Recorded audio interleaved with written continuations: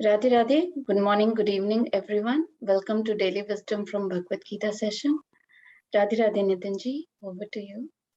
Radhe Radhe Pallaviji. Good morning, good evening, everyone. Thank you, Madanji and Sunil Bhai, for a wonderful session. So hope you're all doing great and excited for another session. Today we will have a concluding part to the Guru, Tattva series that we have been discussing for the past week or so. And today we will conclude that with another engaging discussion that I'm looking forward to. So welcome once again, very warm good morning, good evening to all of you. Let's get started with our opening prayers and then we'll get into the deeper discussion like we always do. So let me pull up my screen. All right. Let's get started with our opening prayers.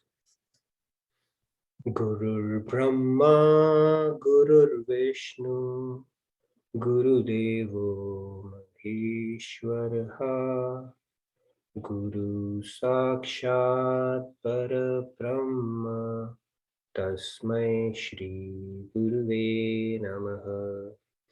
Vasudeva Sutam Devam Kamsa Chanuramardanam Devaki Paramanandam Krishnam Vande Jagadgurum Krishnam Vande Jagadgurum.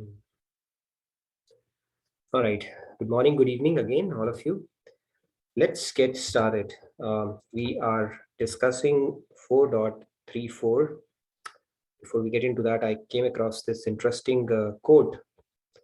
It's a very nice one from Mark Twain. He said, the two most important days in your life are the day when you are born and the day when you find out why you are born. Pretty interesting. So if you look at it, the day you are born, it is important. We celebrate it like a birthday. And then the day you find out why, it is also very important. In the first case, you blow the candles away. In the second case, it will blow your mind away. That is how important this knowledge is. So at least it blew my mind away for sure. Okay, because we never question that. Why am I here? Who am I? And when these secrets start getting unraveled, it just something, mind can appreciate that what's happening right now. So anyways, let's get started with our shloka. We'll go to recite it and then you're welcome to follow along. Tadvidhi pranipatena Pariprashnena sevaya Upadekshanti te jnanam Jnaninastattvadarshanah. So we've been talking about the Guru Tattva here. Even in Bhagavad-Gita, if you look at Shloka 2.7, Arjun is very smart. Right? He declares himself to be the Shishya of Krishna, indirectly implying you are my Guru now. So he says, Shishyasteham shadhimam tvam prapannam. And he says prapannam. Prapannam, there is something called pannam and then there is something called prapannam. Pannam means I bow down in front of you. We do that, right? We just lie down, get down. Prapannam means I'm not only bowing down, but I'm putting my intellect at your feet. You tell me what is right to do.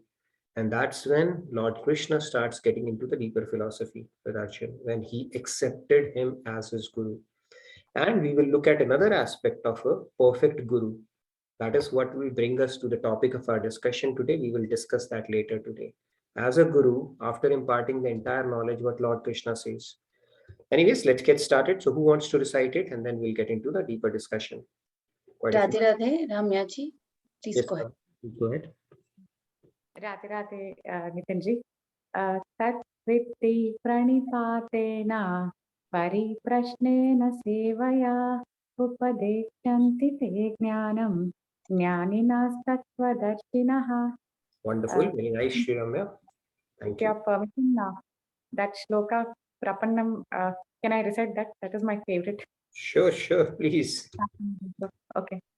Karpanya dosho upahatva bhava पृच्छामि त्वां धर्मसम्मूढचेता यत्रेयस्तन्निश्चितं ब्रूहि तन्मे शिष्यास्तेऽहं शाधि मां त्वं प्रपन्नम्. Shadivam Tvam Prapanna. Very nice. Karpanya Dosha is saying that. Thank you for reciting that, Shriramya. Wonderful. Okay. Ashutoshji, Radhe Radhe, please go ahead. Radhe Radhe Ashutoshji. Radhe Radhe. Tadvidhi pranipaten pariprasnen sevaya ubdekshanti te jnanam jnaninastatvadarsinah. Very nice. Thank you, Ashutoshji. Radhe Radhe. Radhe Radhe, Venkatji, please go ahead. Radhe Radhe Pallaviji, Radhe Radhe Radhe Nitinji. Radhe Venkatji.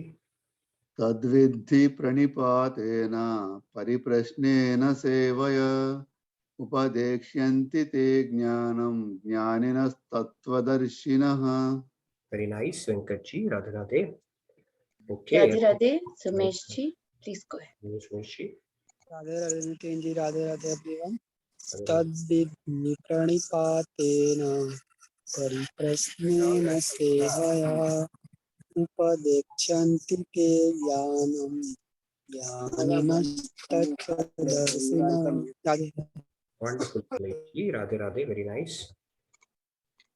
Radhe Radhe, Pragiji, please go ahead. Radhe Radhe Pragji. Radhe Radhe. Radhe Radhe. Tadvidhi pranipatena pariprasnena sevaya updekshanti te jnanam jnaninas tattvadarshinaha. Very nice. Wonderful. Thank you. Yeah, Radhe Radhe, Rahulji, please go ahead. Rahul. Radhe. Tadvidhi pranipatena pariprasnen sevaya उपदेक्षयन्ति ते ज्ञानं ज्ञानिनस्तु तत्त्वदर्शिना. Jai Shri Ram. Hare Rama, Hare Krishna. Thank you. All right. Radhe Radhe, Shrutiji, please go ahead. Shruti, please go ahead. Radhe Radhe Pallaviji, Radhe Radhe Nitin. Hare Radhe. Tadvidhi pranipatena pariprasnena sevaya updekshanti te jnanam jnaninastatvadarshinaha. Wonderful. Very nice, Shruti. Okay, 3 more hands. Radhe Radhe, Shyamji, please go ahead. Yes. Radhe Radhe Shyamji.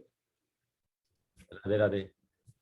Tadvidhi pranipatena pariprasnena sevaya upadekshanti te jnanam jnaninastatvadarshinaha. Radhe Radhe. Shyamji. By now, I think most of you might have even memorized the shloka. You've done it so many times. So Yes. it's good, right? Yeah. It's a very nice shloka. All right, last 3 hands. Let's take the last 3 and then we'll get started. Manishji, Radhe Radhe, please go Radhe ahead. Manishji. Radhe Radhe everyone. Tadvidhi pranipatena pariprasnena sevaya upadekshanti te jnanam jnaninastatvadarshinaha. Thank you, Radhe Radhe. Very nice, Manishji. Radhe Radhe. Okay, last 2. Akshataji, Radhe Radhe, please go ahead. Radhe Radhe. Tadvidhi pranipatena pariprasnena sevaya upadekshyanti te jnanam.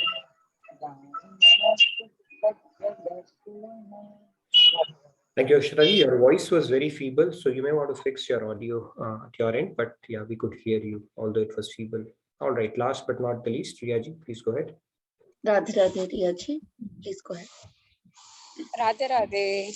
Radhe Radhe. Tadvidhi pranipatena pariprasnena sevaya upadekshanti te jnanam jnaninastatvadarshinaha. Very Radhe nice. Radhe. Radhe Radhe. Thank you, Riyaji.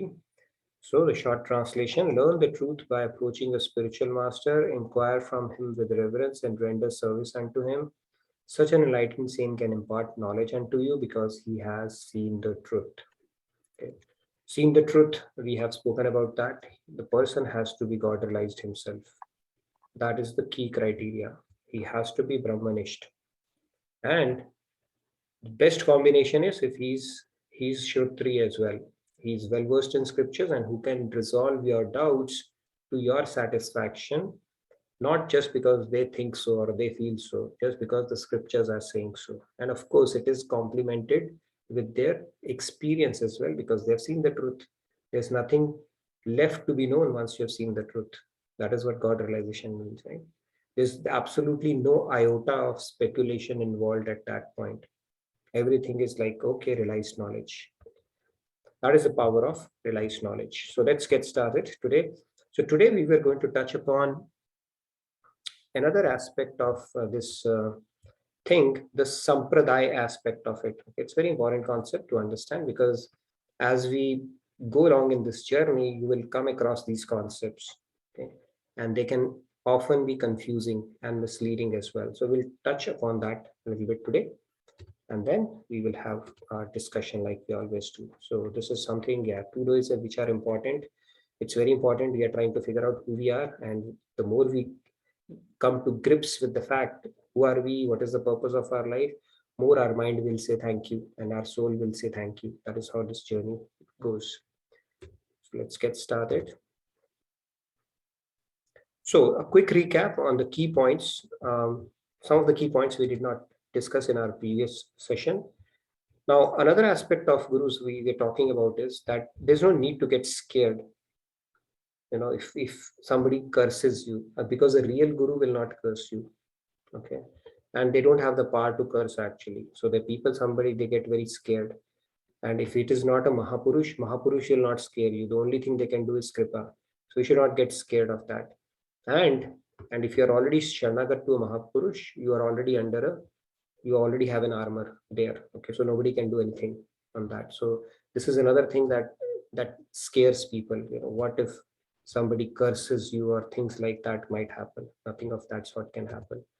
And Mahapurushas will never curse you.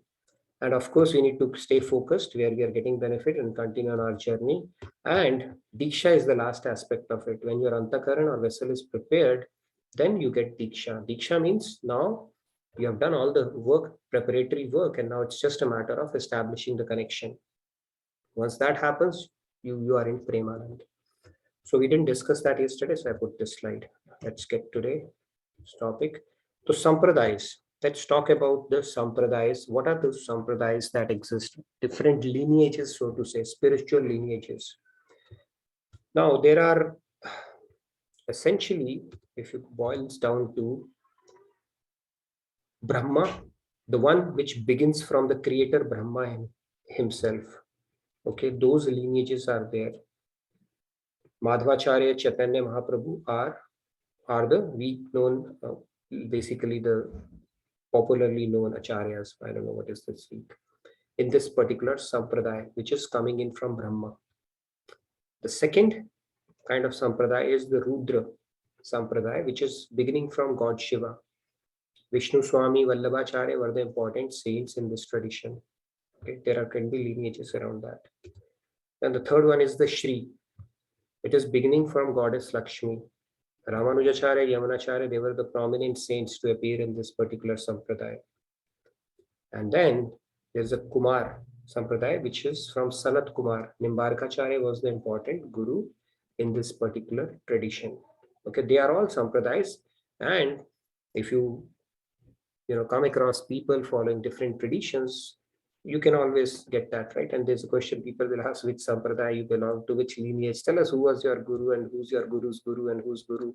These kind of discussions do happen. Okay, that is why I thought it's an important concept to understand. So among the non-Vaishnava Sampradayas, most well known is the Sampradaya of Shankaracharya. Now, ironically, people from Shiva Sampradaya and Vishnu Sampradaya, right? They are called Vaishnavites or Rudrites, Shivites. They also fight amongst themselves. Okay, that Shiva is superior and they say Vishnu is superior. So it literally, there are historical precedents of these two Sampradaya people, they're fighting amongst themselves. How ironic it is, but this is what happens. You take it to another level, that's where religions, they get divided as well, right? My God is better than your God and those kind of things. So That is why it's very important to understand what is the source of all these sampradayas and how do we look at it in perspective, so that it is not something that is not helping our spiritual journey but derailing it. We have a tendency as humans to divide, and associate with a particular identity and then start demeaning or looking down upon others. That is something we need to guard against. Let's continue on this. What is the source of these sampradayas? So let's look at it. And this is another concept that will set everything in perspective. Now, if you look at it, the Brahma Sampradaya, there further gets bifurcated. There are more divisions to that. The Brahma Sampradaya, there are 8 segments. They exist in the main center of UDP. And then, if you look at Gaudiya, there is another one which is called Gaudiya Sampradaya. Brahma Sampradaya has further bifurcation, than one of them is a Gaudiya, which is prominent in West Bengal. Now, Gaudiya further got in Prachin and Naveen. And Naveen further got bifurcated in Gaudiya Math and ISKCON. Okay, so many divisions are there in our Sampradayas. And then you start tracing it back to whom you follow and, all that stuff. Now, let's look at it. Genesis of all the Sampradayas. Okay, this slide will clarify everything. Okay, so that we never have to worry about this topic ever again in our life. Okay, the Sampradaya aspect of it. So, Madhavacharya, his guru Vedavyas guru Parashar's guru Shakti, Vashisht, trace it back to Brahmaji, and Brahmaji, you trace it back to Narayan. Okay. Now the next one, Ramanujacharya, Yamunacharya, Ram Mishra, Kundakirksha, Nath Muni, Shakto, Parshad, Vishwaksena, Lakshmi, and then you trace it back to Shri, and you can trace back Shri to Narayan again. The third one, if you look at it, Shankaracharya, his guru was Govindacharya, Gaudapadacharya, Shukadev Paramhans, Vedvyas, Parashar, Shakti, Vashisht, again, you trace it back to. So, if you look at Sampradayas, they are all coming in from Narayan himself. Okay, that is the ultimate Sampradaya. There's no other Sampradaya. So, although we do get divided in Sampradayas, that which lineage one belongs to, if you really trace it back to the root, there is only one Sampradaya, and that is the Sampradaya of God. Okay. These divisions did happen because these gurus, like I explained, they came from time to time, and what they teach is a function of Desh, Kal, Niyam, people, the place, the situation, circumstance, and what purpose they come for. And once they leave, then the followers, they establish a chain, and then they start differentiating themselves to an extent where they say what they say is the absolute truth. And that is where it can often lead to some Vitandavad or those kind of discussions which have to be avoided at all costs. I've been guilty of participating in some of these discussions in the past until I came across Swamiji, and then this concept and Maharaji just clarified it very clearly. These kind of discussions do happen. Right now, you may not be able to appreciate it, but the reason I brought in this concept now is that you, next time something like that comes, it will ring a bell immediately and you'll be able to see it in perspective. Yes, Anita ji, you had a question? Yes, sir. Radhe Radhe Nitinji. Radhe Radhe, go ahead. Okay. Yeah, I would like to know who is the guru of Maharaji, and can you please share the previous slide once again? Okay, sure. Did you attend the sessions, all the sessions where I spoke about the different types of gurus? Did you attend that session? I haven't attended all the sessions. Okay. So I spoke about this topic. Okay. So we spoke about this topic in detail, where when gurus come, they fall in different categories. Swan, Shvibhinansh, and Avatari. So Maharaji was an original guru. He was an avatari. So it's not necessary that everybody would have. Sometimes you have an original guru also come as an avatari. It can happen too. Okay. But Krishna has his guru, like even Ram Bhagwan God himself. Yeah, even Ram Bhagwan had a guru. But that's the why there is no guru for Maharaji. So when avatari comes, they can choose. We have spoken about this concept in great detail, so I'm happy to go through that with you separately. But this concept did come up, and we spent a good amount of time on this. Okay, it's not a 2-minute Okay. session. There are good people who come who make gurus in their life. Like even when God came, he did that. And then there come who don't need to, and they don't. Okay, so it's the choice. Even Ram Bhagavan and Krishna Bhagavan did not need it, right? When they take an avatar, they may choose to or they may choose not to. And there are enough precedences around it. So it's not that you need to have a chain of guru and so on and so forth. Especially when somebody comes as a swanch or a avatari, you don't need a guru at that point, because they are themselves original guru, so to say. It's a very deep Because concept. even other main gurus like Shukracharya and everyone, like Brihaspati, even those main gurus have one guru at least. Like it creates a doubt, like why not? Even God himself have the guru.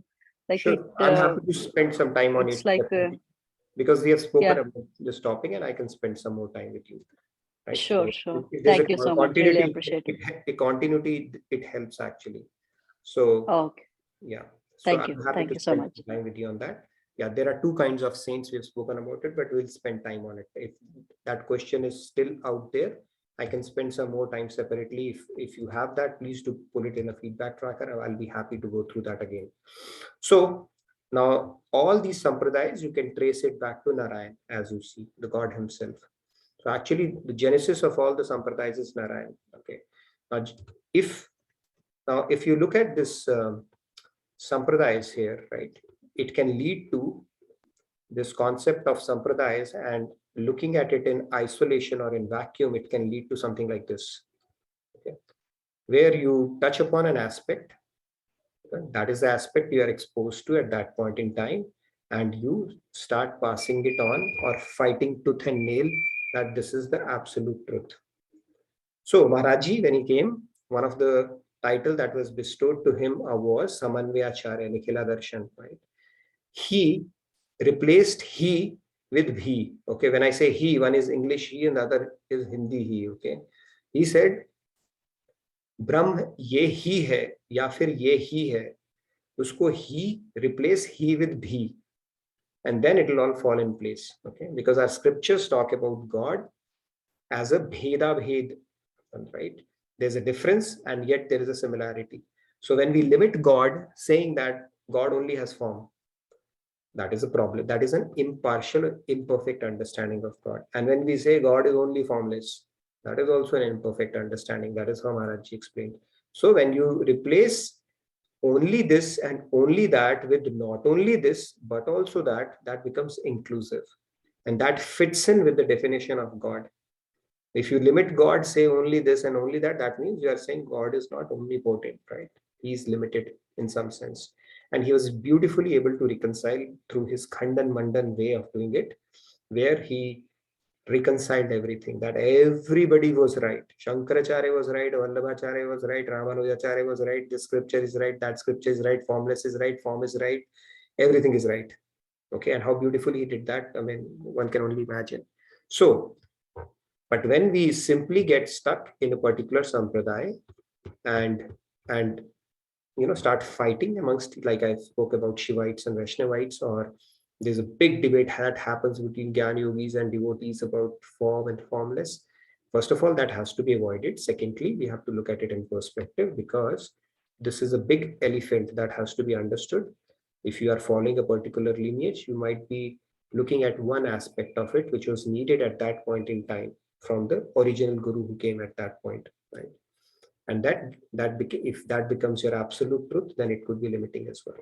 Yes, Lakshmiji, you had a question? Please go ahead.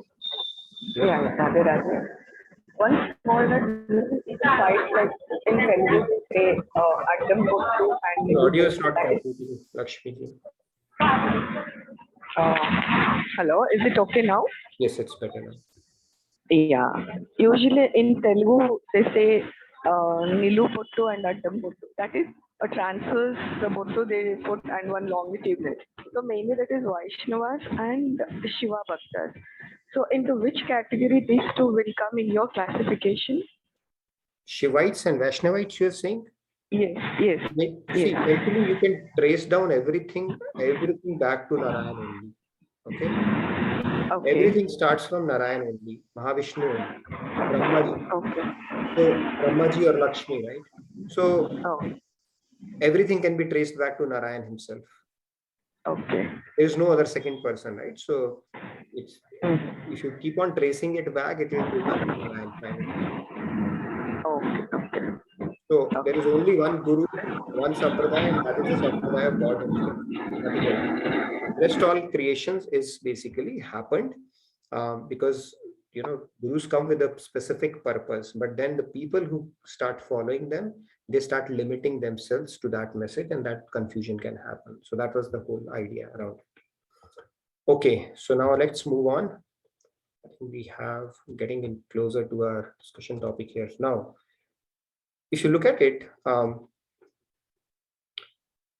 from birth till death, if we come across a God-realized saint, right, in contact with the Guru, then he will impart, he will provide us the Tattva Gyan. We spoke about the 5 stages that happen, right? He will provide the Tattva Gyan to you, and then you start becoming Sharanagat, then you start aligning to those principles, then he starts doing your Yogakshem, and that process continues, right? Your Nishtha, Shraddha, your faith and your surrender starts increasing over time, right? So it starts with you getting the knowledge around it and putting that knowledge to practice, right? So Guru will give you Tattva Gyan. Who are you? What is Brahma? What is Jeev? What is Maya? What is your purpose in life? What is your relationship with God? What is your highest dharma? All these principles are explained to us by a Guru. And similarly, in case of Arjun, he chose Lord Krishna as his Guru himself, right? Ramyaji recited that beautiful shloka. Now, Krishna imparts Arjun this knowledge, and Krishna actually classifies this knowledge. It's a highly classified knowledge. So he says Guhya, Guhyatam, and Guhyatar. Guhyatar and Guhyatam. That means secret, more secret, and most secret knowledge. This is what Lord Krishna has defined this knowledge of Bhagavad-Gita. And finally, if you look at it, it's a beautiful shloka. In 1863, finally Lord Krishna tells Arjun, "Thus I have explained to you this knowledge that is more secret than all the secrets. Ponder over it deeply and then do as you wish." Okay? He has just left it up to Arjun. Same way, just by coming in contact with the Guru, right? Unless we start following his teachings, he will impart the knowledge to us. He will provide the motivation, guidance, and we spoke about the concept of Yogakshem as well. He will do all that. But the buck stops at us. Why? Because we still have Vivek.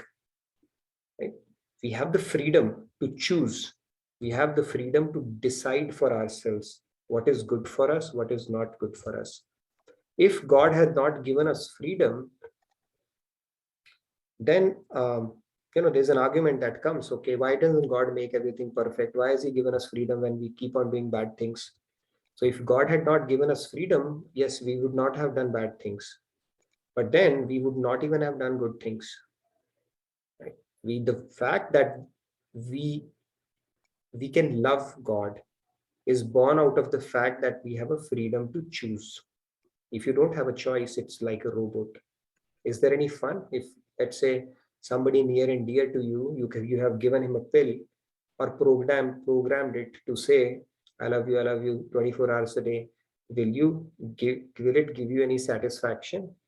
Or will they have any incentive to work on also? No, right? So God has given you a free will, freedom.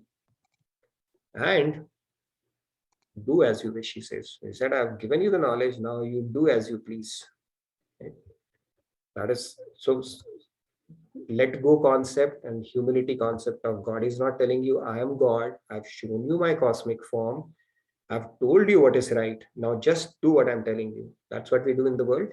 But God is saying, You do. You think over it now. With your vivek, with your buddhi, you do as you wish. Okay? That means he has the freedom now. Which brings us to an interesting conjecture here, right? With Guru, now we understand the knowledge. We do everything, right? Everything understood, everything clicked, things have started making sense, and we've kind of accepted the person as a guru as well with faith and reverence. But we still have freedom to choose what we want to do. Nobody can compel us to do anything. So end of the day, we have our own choices, own freedom to do, right? Like Krishna is telling Arjun, you do what you think is right now. So we have our freedom, we have our free will, right? Now the question comes up after association with Guru here. Here we have the freedom, like Krishna is telling Arjun, or the same thing happens with us all the times, even when we are in contact with Guru. Now, do we have freedom or are we bound? Some people say no, everything is done by God, right? He's making us do things. And some people say no, we have freedom. So what do you think? Do we have freedom or are we bound? Anybody who wants to take this question?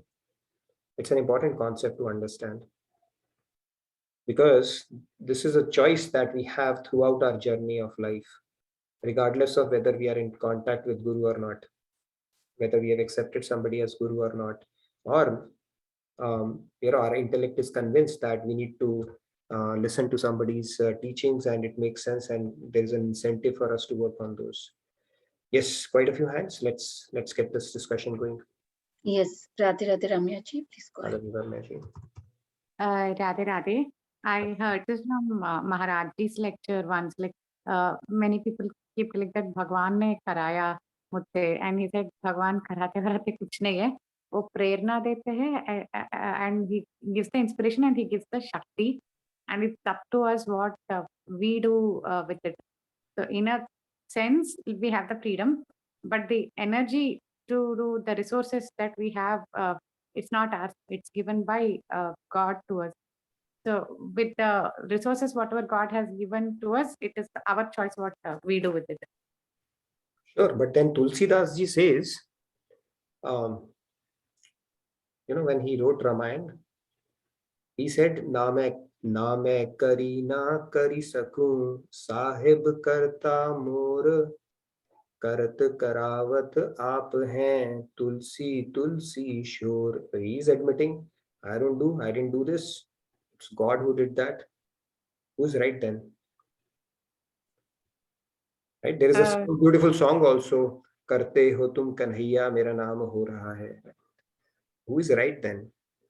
If we have freedom and at the same time we are saying God is the doer, how do we reconcile this contradiction here? Now Guru, also we go there now, Guru is equal to God, right? A God realized Guru, we say Karte karawat aap hain Guruji. Why me kind of a deal? So how do we reconcile this kind of an apparent contradiction? I think when good happens, we attribute it to God and Guru.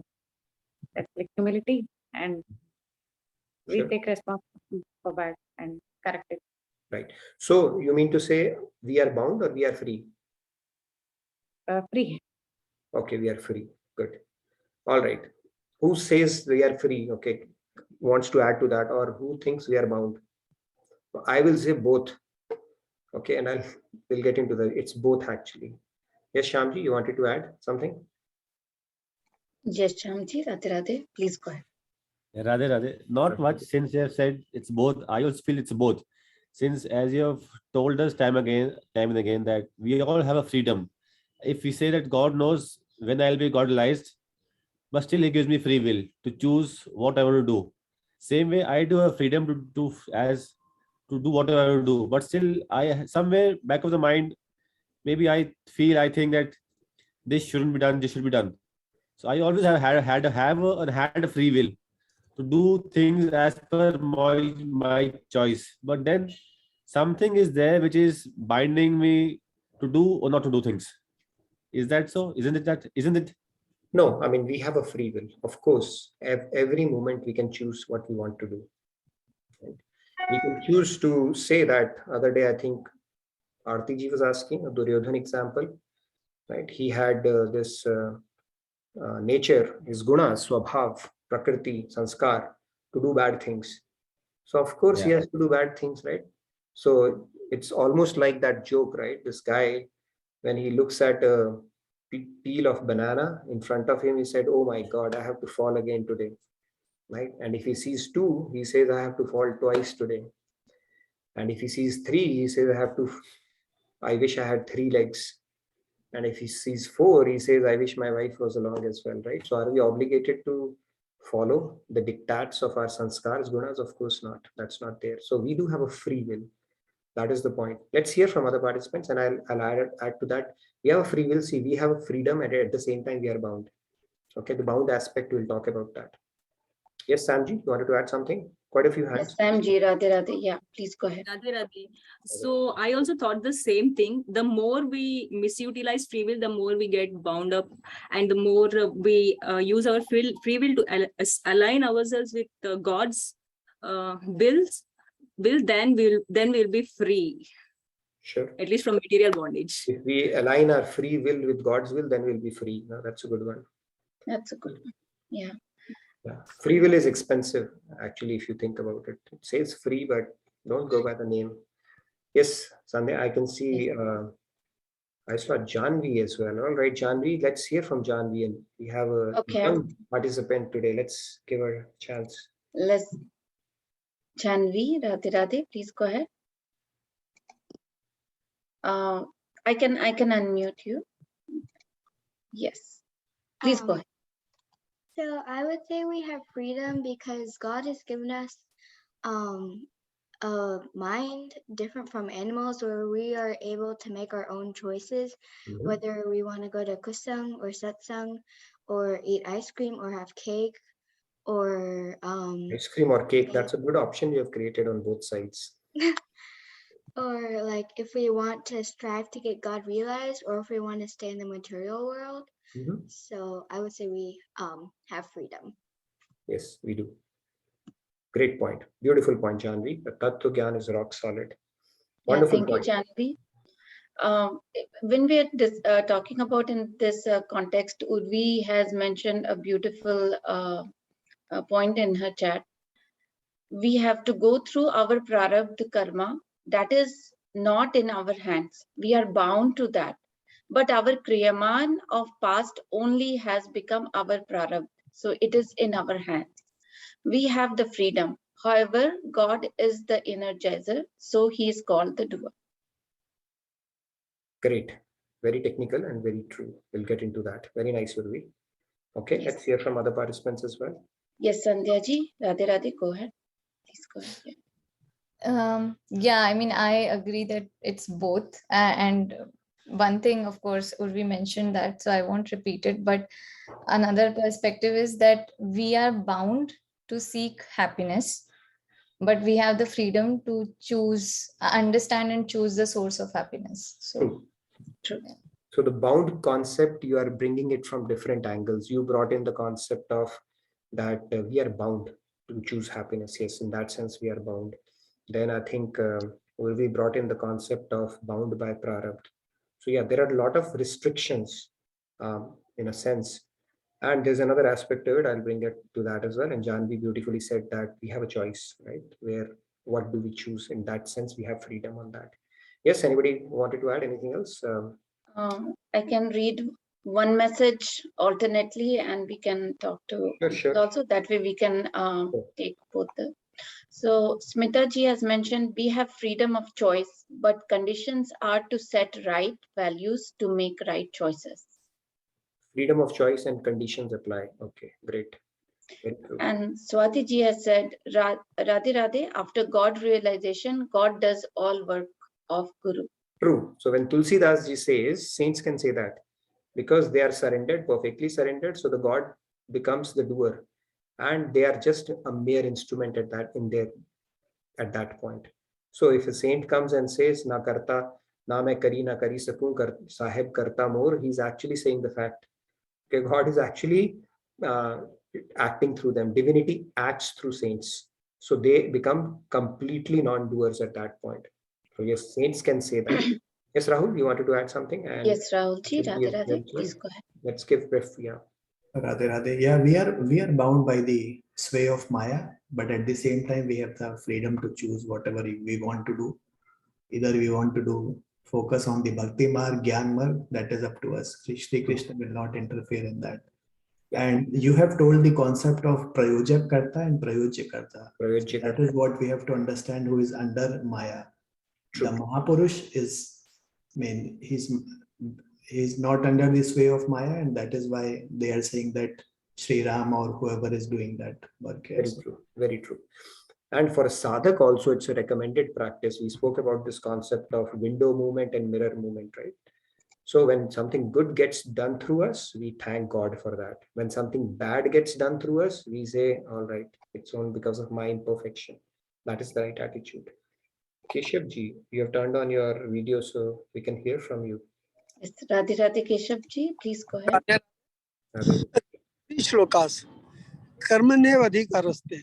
It is pronounced like this by all the saints, but my pronunciation is Kriya Man Ev Adhikaraste Mahaphaleshu Kadachana. Okay, because I have the right to do my new Kriya, so I am entitled. Number 2, Purushottam Krishna says, Maye man adhatsam may buddhim niveshya. Mind and intellect surrender to me. What does it mean? It means Suksham Sharir, to settle body. Number 3, Krishna says, Na chittam samadhatum na shaknoshi me sthiram abhyas yogen tato maam ichhaptum dhananja. कि बेटा तुम मेरे को surrender कर दो मन और बुद्धि, और अगर नहीं होता तो अभ्यास करो एंड वैराग्य करो. ये दोनों तुम करो, बाकी मेरे पे छोड़ दो. Then I look into that. And we are given human body. This human body alone can achieve salvation, mukti. Nor the birds, animals, not even gods cannot achieve this. We human beings are privileged to get the mukti in this life itself. We should try. Rest leave it to Purushottam Krishna. Radhe Radhe. Beautiful, Keshav ji. Very nice. Beautifully summed up. I can see. Thank you so much for your wonderful insights, like you always do. Few hands I see, but let me add some color to this and then we'll continue this discussion. So yes, we have a freedom. God has given us a free will. And only when we have a freedom, we can choose to love God. Otherwise, we don't have a choice, right? So this whole concept of free will go for a toss, and there's no point of having a creation if robots were all there to be. Where we are bound, all of these answers are right? We are bound under Maya, we are bound by our prarabdha, we are bound by certain spiritual laws where we have to seek happiness, we don't have a choice, that is right. Other thing that we are bound by is the consequence of our free will, the action that we perform. The karam phal is something we are bound by. Okay, we cannot escape that. And that karam phal typically falls into 3 categories. If you have exercised your freedom, the free will that you have, right? Even after hearing the entire Bhagavad-Gita, even Arjun had 3 choices, so I'll get into that. Or if you have exercised your freedom or the free will in the realm of sattva, then the karam phal will be sattvic. If you have exercised your freedom in the realm of rajas, the karam phal would be rajasic. And if you have exercised it in the realm of tamas, then the karam phal would be tamas. You will get the karam phal for the tamasic deed. And at the same time, you have a choice or a freedom to actually make that nirgun, which is called Shuddha Sattva or Gunatit as well. So the karam phal is something you are bound by. There is no escape from that. God cannot absolve you from the karam phal. That is his law. And whenever there is a law, if something is perfect, it has to follow the law. If it can be broken, then it becomes whimsical. It's not a law. So even God is bound by that law. Right? We spoke about this concept that Abhimanyu, he was, basically Krishna was his uncle. Vedavyas got him married. So many auspicious things going for him, and still, because it was in his karam phal or in his prarabdha, he had to move at the age of 16. He was brutally killed. Same thing happened with this guy Dhritarashtra as well, right? He had an ability to go back 3 lifetimes back to see what caused him to lose his 100 sons. It's a big tragedy to lose 100 sons. So Krishna said, keep going back. He said, I cannot go back more than 3 lives and I don't see anything that I've done. He said, go back 50 lives. And that's where, as a king, once there were some swans who were quietly sitting on the lake and it disturbed him. Their peace disturbed him and he made them blind. Okay. And killed them. So in order for him to bear that karampal, which was a tamasic karampal, he was born blind and then he had to bear the pain of losing 100 sons. And then he asked Krishna, if that was the case, why not in my, the immediate next birth, why 50 births I had to wait? He said, first of all, you need to have enough punya to have 100 sons also, right? So everything falls in place for God. So karampal is something we cannot escape. We are bound by it. That is the perfect law of God. And the relationship that we are having with God is actually perfect justice based right now. We cannot complain, God, you are unfair. We have written our own destiny. So it is a perfect justice based system. There are only 3 kinds of relationships that are possible even in this world. One is an injustice based, where somebody exploits somebody, takes them for a ride for their own advantage. Second is justice based, right? Injustice based would be you have employees working for you, you don't give them salary or exploit them, that is injustice. Justice based is meritorious, they work, you give them salary, that is perfect justice based. Third is kripa based. You not only give them salary, but sometimes you give them a bonus or give them money so that they can marry off their kids and things like that. That is called mercy based. So our scriptures tell us, Maharaji's teachings tell us, let's move away from justice-based, nyaya-based, perfect, karamphal-based relationship to mercy-based, grace-based relationship. That is the path of bhakti. So karamphal is nobody can escape that. That is the perfect law of God. So it's a postman delivering our letter to you every day. That is what karma is. We cannot complain why somebody is getting angry. Why did I get a relative like this? Why do I have to deal with this kind of a spouse, this kind of a kid, this kind of a boss? It's your letter getting delivered to you. It's very simple. Okay, because of this perfect justice-based system that we are in. Yes, Keshavji, you wanted to add something? Yeah, thank Sorry, ब्रह्मन अधाय कर्माणि संगम त्यागत्वा करोति लिप्यते न सा पापेन पदम पत्रम इवाम बसा.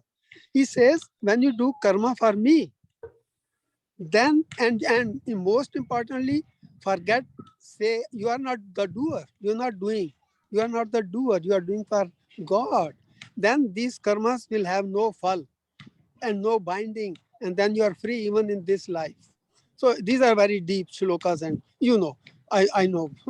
So worldly, when we are doing worldly actions, you are doing job, whatever, you get paid for it. And then you do some lies, some things, not you, I mean, but people do. So then they are the bounds. Those karmas bind us. But when we are doing karma for God, and like even if our family members are God is in them. It is our duty to take care of kids when they are young. They are siblings. We have to take the siblings, and so on and so forth. You are going in detail. I'm just giving the shloka. Thank you very much.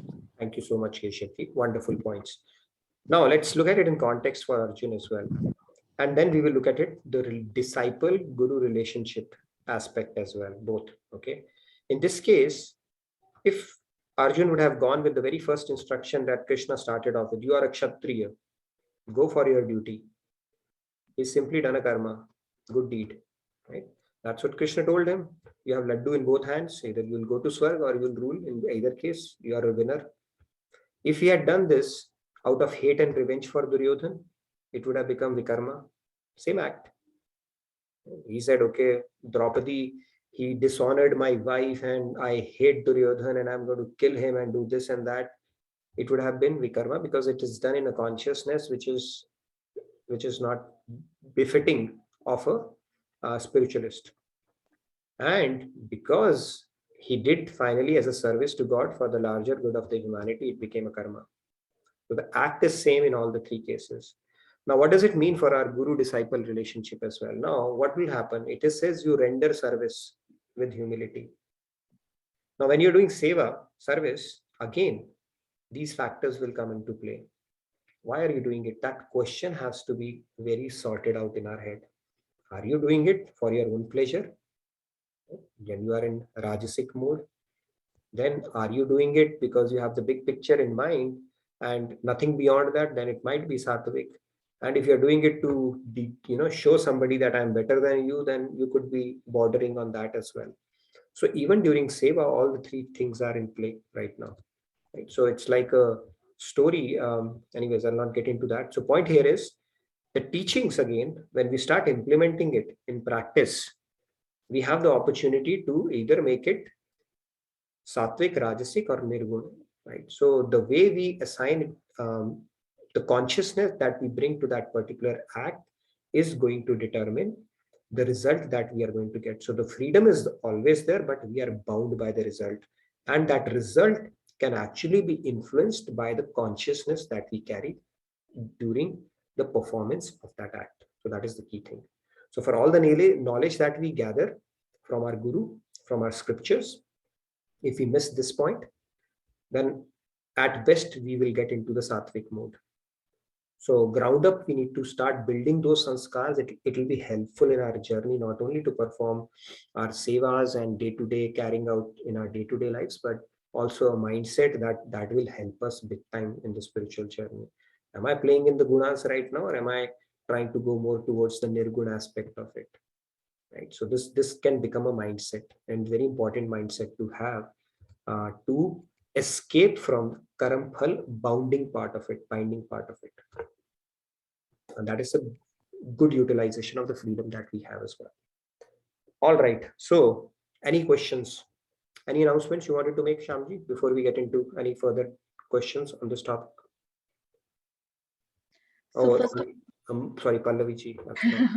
No worries, Nitinji. So I have posted the link to feedback tracker. Please post your comments, feedback, questions, whatever you have in the feedback tracker.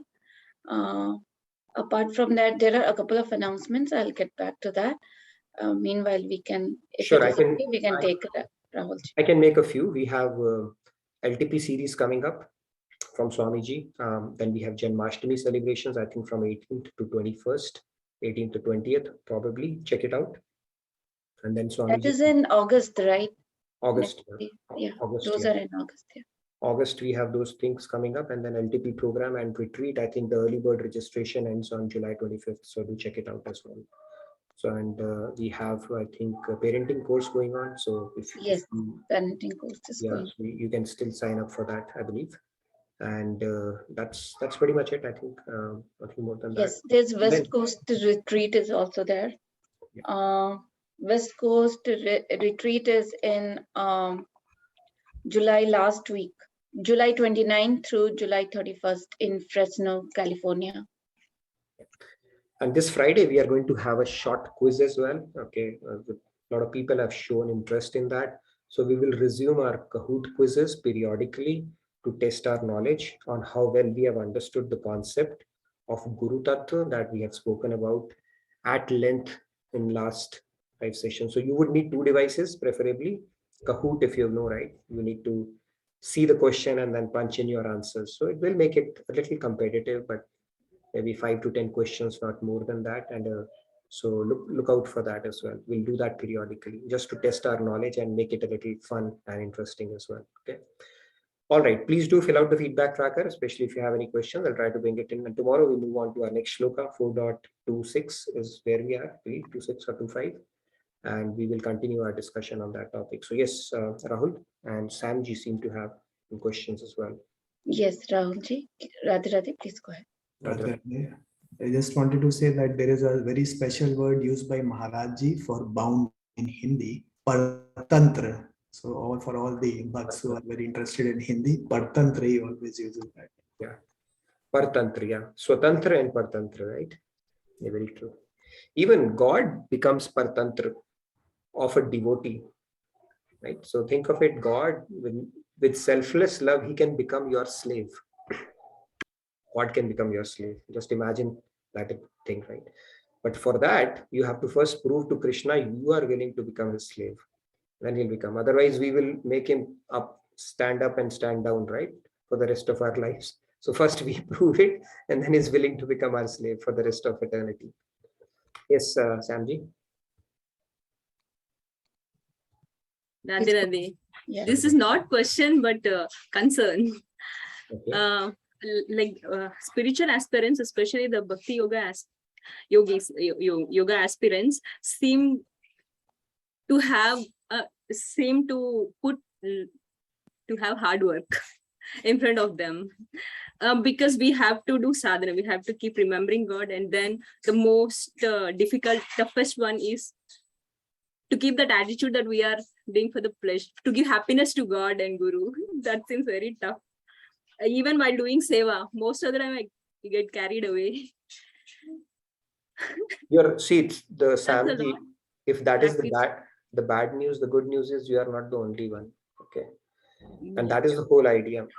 Because it's only in building that sanskars of selflessness, you will get that perfect happiness that you are seeking. That universe law, as it's in giving, you get. So holding, that is what our mind, our intellect tells us. But has it given us that happiness? It will not give you. It's in giving that you will get. And once you start getting the taste of it, you want to do more of it. But I understand what you're trying to say. Hard work, when you say that hard work will give you benefits for sure in long run. It's just like when we are student, we put in hard work, we see the benefits after a while. You have to sail through that phase. It will seem like hard work, but what you will gain out of it will be priceless. And that is how the world is designed, and that is how Guru designs your seva as well, because he will help you first meet yourself, okay, where the blind spots that we did not have about ourselves, and then help you work on those as well. You will realize that there's so much things that I have to do. I never knew. It's like reading yourself like a book and then confronting your own demons and improving. That's how it goes. Right? There's an HR concept, Johari window. There are 4 aspects of our personality. First aspect is that I know about myself and people also know about me. Okay, very simple. The second aspect of it is which I know about myself, but people don't. Third aspect is which I don't know about myself, people know. They say, okay, it's like a blind spot for you. And the fourth aspect of our personality is which we don't know and people also don't know. And that comes out during extreme situations. Somebody might be a coward, but that person might jump into the well to save a kid. Okay, so those kind of situations. So seva will give us opportunities to remove the second one, that the blind spots that we have about ourselves, and to confront our demons also. We have a lot of things basically which we are not exposed to about ourselves, and seva, interaction with people, and those dealings will give you a very good clarity about that. And if you can perform that with proper bhav, nothing like it, you can actually fast track your growth. That's the fastest way to progress in sadhana, right? If you are simply insulating yourself from the rest of the world and doing the moment you'll come out in the world and you will see people, you have to deal with envy, deceit and all that stuff, and you can navigate through that with proper bhav, then you will progress. You say, no, I'll stay away from everybody and I'll do my sadhana. That will not take you very far. I mean, it may, but then it will take longer time for sure. And that is the beauty of seva. You get there and maintain that bhav, continue your sadhana and see where it takes you in a short span of time. You'll just learn it. I mean, I keep on telling that seva is a crash course on life. The experiences you would otherwise get in million lives, you can get in one lifetime if you are in seva. You'll have to deal with headstrong personalities. You'll have to deal with people who will not, gel with your value system, belief system, and your own moral and ethics and all that stuff. All those things will happen. And who knows, maybe Krishna is orchestrating it through his Yoga Maya. Those people might be okay. Krishna is creating that facade because he works on you. He wants you to not have a very smooth sail in life. He wants you to chisel you, basically. He's a cosmic chiseler. And that is why he'll put you with personalities or maybe create something in them to do something that will disturb you. And how you come out of that disturbance is going to be your learning. Anything that bothers you is the lesson for you, like they say. So that is why everything is to be gained. And Seva World and path of bhakti, it gives you it's a great opportunity actually to fast track your progress. That is the beauty of it. If you think about it, huge opportunity. Wow, beautifully said, Nitinji. Yes, Padmaji, long time. Good to see you. Radhe Radhe, please go ahead. Radhe. Radhe Radhe. Just wanted to say a few things about I can't use the technical words, like the fruit of the actions. Whatever the situations that we get, whatever we have in front of us, it's something that we cannot change, right? That's something, the product of actions of like many lifetimes after lifetimes and life. So we are bound that way of what is presented to us. But what we are not bound to is how you actually respond to it. The choice that you make in that moment, whether you want to be reactive or whether you want to actually react or respond to that particular situation and emotions, right? And the beautiful gift that God has bestowed among many other things is willpower. The even though your tendencies are certain way, but you still have that beautiful gift that God has bestowed everybody with, where that willpower is there, where you have that willpower to train yourself, even if your tendencies are pushing you to do certain things or think certain way or act certain way. But that willpower, that if you're willing to make a promise to yourself or the God which is present inside of you and say, I am going to try my best to use that beautiful gift that God has given, which is that willpower, that becomes your spiritual responsibility. When you take that as a spiritual responsibility towards God, you will see the best things come out of you that you don't even know, and you will get that kind of what is the word, that kind of strength that you might not know, to make sure that you are turning every stone. You are not going to leave any stone unturned, and you're going to try every thing which will come your way to beautifully use that willpower. And then you would understand the power of willpower, even though many times we think that our willpower is very limited.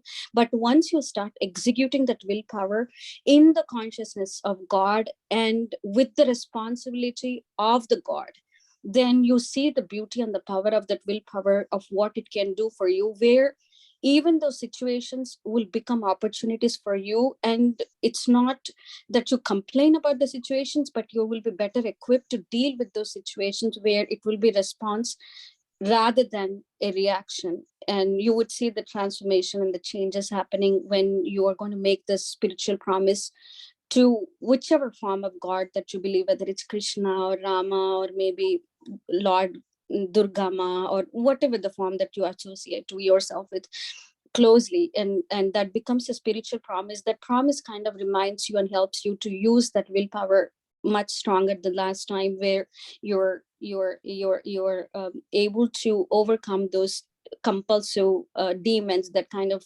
maybe prone you to do certain way. Great point, Padmaji. Yes, true. That willpower aspect of it certainly gives us the ability to transcend our autopilot nature and gunas, for fact. And it's very beautifully explained by Swamiji in his books as well. The fact that we have that free will, and exerting that willpower, and even higher than willpower, he talks about the why power.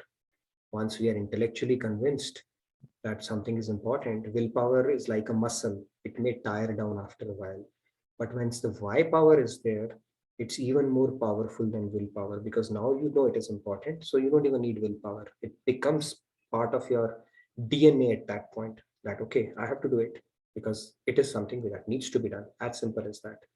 Great point, Padmaji, and good to hear from you always. Yes, one more hand I see is Sandhya. I saw Yes, some Sandhya new ji. hands as well, Sandhya. Go ahead. I think Sunil Pathak ji, or I think quite a few people had raised hand. I would love to hear from you. You didn't get a chance previously. So after Sandhya, if you want to talk, please feel free to. Ami ji and Sunil Pathak ji, Quite a few new hands I had seen. Go ahead, Sandhya. Yeah, Radhe Radhe. I just wanted to add to the discussion that Samji had started. So yes, the bhakti path might appear difficult, but I think we are one of the most we are the set of most fortunate souls who are receiving the wisdom to how to progress on this path. And one thing that I heard from Maharaji was that the karma kand path or the gyan path, the eligibility, efforts, and the end goal, they are all very different, and in fact they might be in their own way much more difficult than what we are supposed to do in bhakti marg or bhakti path. And with this only we can get true bhagavad prapti. So that way I think this is the easiest in another sense and the best one. So yeah. Easiest, best one, and the only one. Bhakti has to be mixed in regardless of what you do. And remember that bhajan also, right? Maharaji's bhajan actually beautifully explains so many concepts around it, right? And he says that ab aur adhik chamkega sona puni puni agni tapane se. And that is basically of the bhajan, tum mere the, mere ho, mere rahoge, behkuna main, ab behkane se. So it's like the gold, the more you put it through the test of fire, the more sparkle it gets. So we should not shy away from difficulties. We should not shy away from difficult situations and take them head on. It's a great opportunity to cleanse yourself, to work on your ego. We say, right, a bad day for ego is a good day for soul. So many things actually we can, learn, improve upon in quick time if we simply embrace these difficulties and difficult people, different situations and all that stuff. Let's not shy away from that. It's a great opportunity. Yes, Hemalata ji. Beautiful point, Sandhya. Thank you so much for that. Radhe Radhe, Hemalata, please go ahead. Radhe Radhe. I have a question. I mean, yeah, I understand that we are free to do the karma. I mean, what we have at that point of time, we can make our choice. But the choice that we make are between the three, right? The Rajasic, Sattvic, and the Tamasic. So how do we actually, at every point of time, how are we going to judge what exactly, what the action we take is Rajasic or there's a thin line when it goes to Sattvic, Rajasic, or Rajasic, Tamasic, like that, right? So how do we make that decision at that point of time? See, with knowledge, we do that. So when we spoke about the Karam Yoga aspect of it, we really went in detail, in depth of this topic. However, just to give you a small example, every action that we do, we can employ a very simple yardstick for that. For whom am I doing it? If you are doing it, let's say something which is motivated by some kind of a resentment or a bitter feeling towards somebody or envy towards somebody or trying to prove somebody down, right? You are actually operating in the negative energy, which is tamasic. If you are doing it purely for your enjoyment, right? Purely for because you feel good about it, then it is rajasic. And if you're doing it for somebody, right? It's like a sacrifice you're doing, you're putting your time out, but you are thinking, I'm doing something good, right? At the back of your mind, you have, I'm doing it and I'm sacrificing my time for the seva and things like that. If you limit it to that, it is sattvic. You have done a noble deed, but it is sattvic. However, when you do it with a sense that what is the big picture? I'm doing it for God and Guru. Okay, I'm nobody to do. Thank you, God, for giving me this opportunity to serve you. Then you are being gunatit. So it's just the consciousness that we inculcate in doing the same act that can determine whether we were in tamas, rajas, sattva, or nirgun. Right? Some people come and put in money and put marble, say, okay, put this marble in this temple and put my name on it, so that generations, when they come, they know that this was the guy who built it, right? Like Birla temples. It is a Rajasic. If somebody comes and does basically for saving his tax money or converting his black money to white money, right? When demonetization happened, there were bundles of 500 notes found near the temple. People said, all right, God, everything belongs to you. That is tamasic. And if you do it with an intent that, okay, I'm helping temple, I'm such a big donor, I'm going to give it to temple. Okay, you might be doing a Gupta Dan as well. It is still sattvic. Till you bring in the consciousness, thank you God for giving me this opportunity to serve you. I'm nobody to serve you. I don't even have the means. Okay, just that the fact that you have enabled me to do that is your grace only. When we do it in that consciousness, then it becomes nirgun. Same act. I hope that throws a little bit of light on this. Oh yeah, perfectly. Thank you so much, Dilji. Yeah, that helps. Thank you. Yeah. So it's a consciousness, and Karam Yoga is essentially offering everything, all the fruits to God, and doing it in a consciousness that I'm doing it for your pleasure. My pleasure, taking some advantage, my enjoyment, they start diminishing over a period of time. That starts taking a backseat. That is the whole concept of Karam Yoga as well. Every act that we do during the day, right? If you're cooking, okay, prasad like Shabari used to do, or if she's cleaning, that okay, God might come and he will not like to see my house messy, so I need to keep it clean. And when we are cooking, if Krishna were to taste it as a prasad, I better make it to the best of my ability with a lot of love, right? You have brought God into the mix. When we are working, I need to put in my best because God will be happy, because I'm putting my skills to best use, and I am earning my paycheck through it so that I can give it to his service as well. So everything, when we start bringing in God, it becomes yoga or bhakti. If I'm doing it for my enjoyment, all right, I'm going to enjoy my salary and take that next trip to Hawaii and take that cruise, then it becomes a rajas. And if you're doing it, that all right, I'm going to do that, and so that I take my next shot of LSD and drugs and alcohol, then it is tamas. So really depends on the consciousness in which you are performing an act. Asha ji has said that Bhagwan sache bhakt ke adhin ho jate hain. Bhagwan, even though he says I am param swatantra, but then I'm enslaved by devotee. He is enslaved, basically. He has no choice. That is also his law. Right? He said, Ye yatha mam prapadyante tastathaeva bhajamyaham. So whatever emotion, sentiment you bring to God, at the same moment, to the same person, in the same emotion, to the same extent, he has to reciprocate. That's his law. It is a spiritual law. Right? You have to seek happiness. You have no choice. It is a spiritual law. He becomes your enslave and he has to reciprocate. That is also a spiritual law. So those are the laws that God is also bound by. Right? Albelo hamaro yaar prem ke bandhan mein. And now these days I'm just getting all the bhajans somehow. So prem ke bandhan mein, that means you can enslave him. Very simple. You can tie him up, everything. So all possibilities are there. Yes. We can hear from Asha ji. Yes, Asha ji. Asha, Radhe, please go ahead. Radhe Radhe. Nitin ji, बहुत ही अच्छा session as usual.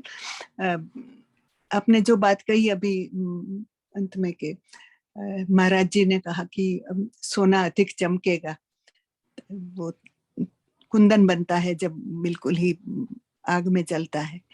तो आपने इससे पहले भी कहा कि जो भी मुश्किलें आती है, जो हमारे कठिन लगती है, हमें एक्सट्रीमली अनबेरेबल समटाइम्स, तो वो भी हमारे प्योरिफिकेशन के लिए ईश्वर ने संजोग बनाए होते हैं। जैसे आपने कहा कि ऐसे पर्सन्स आते हैं या कोई सिचुएशन, हाँ, तो वो अगर हम इस मुश्किलों को इस नजरिए से ले लें कि ये मेरे प्योरिफिकेशन की प्रोसेस के लिए ही है, और जो प्रसाद बुद्धि हम बोलते हैं, तो वो ईश्वर की तरफ जैसे सुख मिलते हैं तो प्रसाद है, तो दुख मुश्किलों को भी ले ले। तो जो सोना तपता है, वो आपने बात कही तो मुझे अपना एक कुछ शेर याद आ गया, अगर इजाजत हो तो। अरे बोलिए आप। कुछ पूछते तो हो। आफ्टर ग्रेट जो कहे कि शारीरिक hospitalization and a long period and something before so many years, but it was written after that. पूछते तो हो दर्द की रातों का आलम, पूछते तो हो दर्द की रातों का आलम, मगर क्या सुन पाओगे? दाग ये दिल के जख्म जिगर के झिलमिल झिलमिल, दाग ये दिल के रोशन रोशन, गम की तपिश में सुलग सुलग कर लो, हम सोना सोना हो गए। Wow. Very nice, beautiful, Asha ji, very nice. Thank you. Thank you. ऐसा प्रतीत होता है कि आपने इस पे बहुत ही गहरा विचार डाला है, फिर आपने इनको बहुत ही खूबसूरत शब्दों में पिरो दिया. It's my own experience and written. Very nice. Yeah, you can make out it's coming directly from the depths of your realization and not something. So very nice, beautiful. Thank you. धन्यवाद.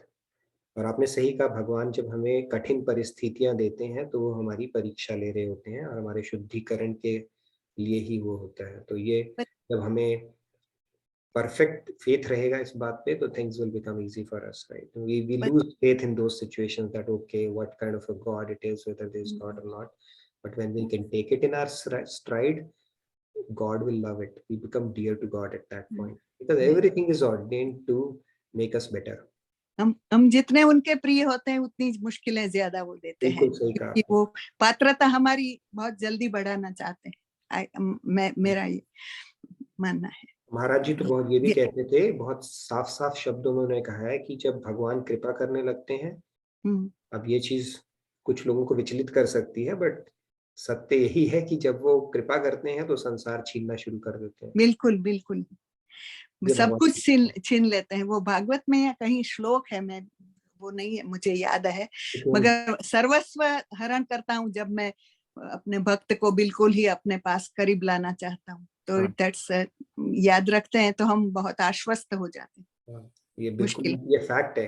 भगवान जब कृपा करते हैं संसार छोड़ने लगते हैं, और ये आपकी कृपा का स्टार्ट हो गया, मतलब क्योंकि हम इतने व्यस्त हो जाते हैं इन खिलौनों से खेलने में कि we forget about God. So he starts snatching one toy at a time. Yeah. And that is his mercy. But he will do it only to people who have cut a corner in life. Not with, anybody, because it can break a lot of people who are not ready for it, who are very brittle at that, right? There is a saying, right? I forgot that one. I think Kabir's Doha, that brittle things, once broken, once they fall down, they are broken forever. And Sona is like they keep on falling down and still they're able to retain themselves. So to Sajjan Purush, once you start cutting a corner in life, then God will start giving you tests around it as well. And he will draw you closer and closer to get you perfected for sure. Thank you so much for sharing that. Thank you. बहुत ही अच्छा लगा कविता सुन के, शेर सुन के. और धन्यवाद, आप मुझे हिंदी बोलने का अपॉर्चुनिटी देते हैं. अपॉर्चुनिटी को हिंदी में क्या बोलते हैं भूल गया मैं. अवसर देते, प्रदान करते हैं. तो धन्यवाद उसके लिए. Thank you Sandhya. Yes, one more hand, Padma ji. Yeah. Radhe Radhe, Padma ji. Radhe Radhe. Just wanted to kind of loop back some of the questions which came up. Like, everybody is at a different stage. Like, even though everybody is on a spiritual platform, somebody is gathering information, somebody is contemplating the knowledge, somebody is imbibing that knowledge, some of that knowledge has become wisdom for somebody. But just like a basic pointers, if we are really not sure where we are, and we're really not sure whether we are understanding the knowledge or whether we are experiencing knowledge, maybe like the basic baby steps that I always say, baby steps that we can take is at least ask ourselves, like, am I reacting out of anger? Am I reacting out of greed? Am I reacting out of jealousy? Because these are easy things that one can ask themselves, and they might not have to share with anybody, but one can genuinely ask themselves and get the answer from whatever the Hindi word translation is, consciousness or antakaran or self-awareness, whatever you want to call it. Am I operating from anger? Am I operating from greed? Am I operating from jealousy? Am I operating from comparison? At least have those 4 fundamental things on a flashcard and say, whenever you feel like you're acting out of anger, and say, you know what, can I try at least this time not to do anything about it, not act on it? And when you know that if you're acting out of jealousy, use your willpower to say, you know what, I'm going to try not to do it. Just a baby step, just to do one thing at a time. And that's one technique, like just to have something. If you're a visual person, just have a flashcard just to write those 4 things on a flashcard and say, identify those things. And then the other thing is, in a bigger picture, if you're a little bit advanced, you can use this, like, whatever I'm doing, is it self-serving, or is there a cause behind this that can serve other people for a greater good? That could be a yardstick that one can use. And about the bhakti, initially it might just seem like so difficult, but if you that shreyas and prayers that we always talk about, if you make that spiritual promise and say, I am going to try, but beg God that to give you that strength and conviction, when you put yourself in that state, and when you're going to go through that penance, and if you make that commitment of going through that penance or the initial hardship, what will happen for you is the cobweb that you have, that you think that you cannot do it, that breaks. The tendency of thinking that we cannot do it, that breaks for you by God's grace. And the other thing is the ecstasy of oneness. When you are actually channeling and reaching that oneness, when you're going through that bhakti, those small moments, even if you have those micro moments, you can cherish on those micro moments, and that gives you the conviction and the desire of wanting to do that, more of bhakti, more of devotion, however the way that you can connect to that oneness. So first, to take that one step, however way that you can take it, to actually experience how it feels. And once you experience it, there will be no looking back. There will be no looking back, and you want more, you want to do more of it, and you want to practice more of that. Beautiful, very nice. Yes. So Narad Bhakti Darshan also says that bhakti gives its praman, swatah praman, like salt will give its proof in food. And like you said, if you take baby steps, when you start having even an abhas of bhakti, that abhas of God, abhas of the bliss that He's capable of giving us, that itself will strengthen your faith so much that those baby steps will soon start becoming giant steps. Beautiful point, Padmaji. Great point. Now let's, anybody else? I think we are good. We can do our closing prayers if nothing else. Tomorrow we are going to move on to the next shloka, and we will see what is it that we can carry forward, from this life to another life. It's like taking a flight. What is allowed? There are restrictions at the airport. You can't take anything and everything. You get x-rayed, and a lot of things are thrown along the way. So we will talk about that in next shloka. I look forward to another engaging discussion, conversation around it.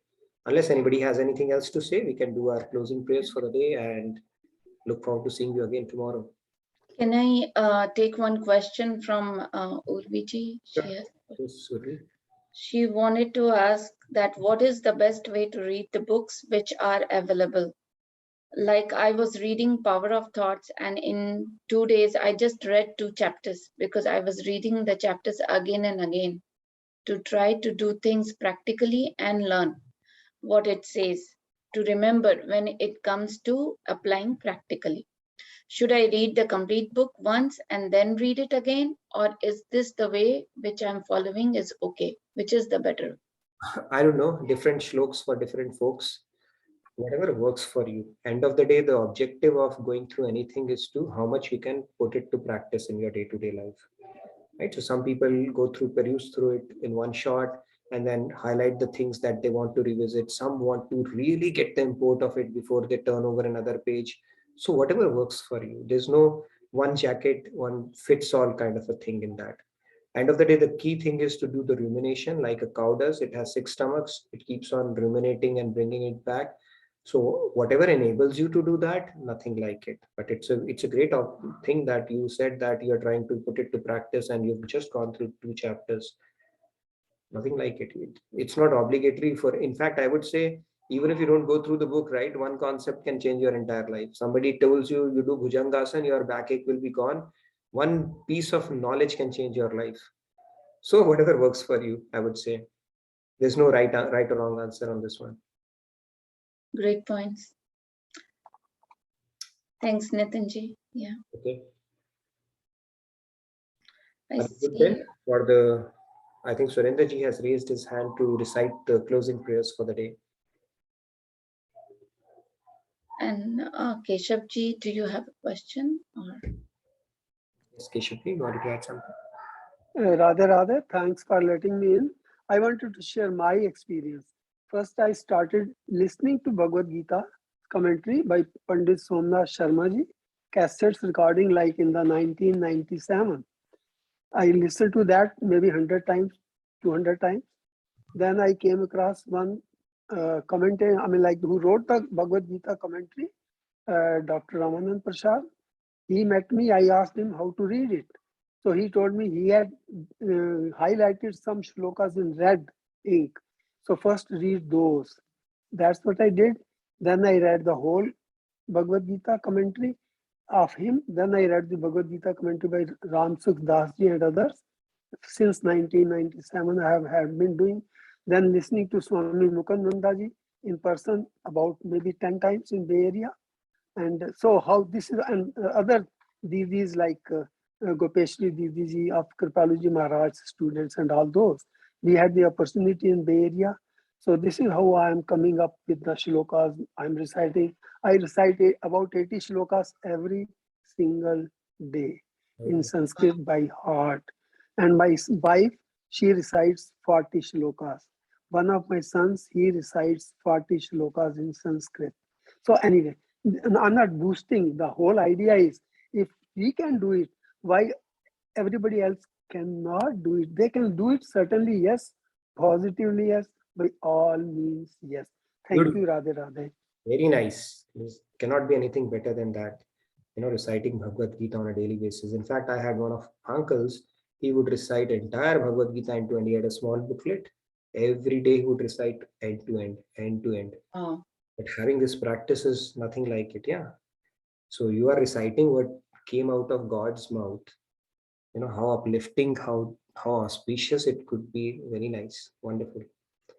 Thank you so much, Keshavji. Always a pleasure and an honor to hear from you. And thank you everybody for a wonderful participation like always. And Surendraji is extremely proactive today because he wants to recite the closing prayers. Please go ahead, Surendraji. Yes, Radhe Radhe, Surendraji, please go ahead. is tipped by Surendraji today, so sorry about that. Radhe Radhe, Radhe Radhe. Everybody, thank you very much. Sarve bhavantu sukhina, sarve santu niramaya, sarve bhadrani pashyantu, ma kaschit dukha bhag bhave. Om Shanti, Shanti, Shanti. Hari Om. Radhe Radhe. Thank you, Surendraji, and thank you everybody. Have a wonderful day, great rest of your evening. Stay blessed, stay inspired, and see you all tomorrow. Thank you, Nitinji. We'll wait for that. We'll wait for that. Thank you very much. Thank you everyone for your participation. And I apologize because of the time constraint, we cannot go through each and every messages. But yeah, please keep sending it in your feedback messages and comments in feedback tracker. Definitely, we can go through that. Have a blessed day. Yeah, have a blessed day and have a blessed night. Thank you so much. Thank you, everybody. Good night. Good day.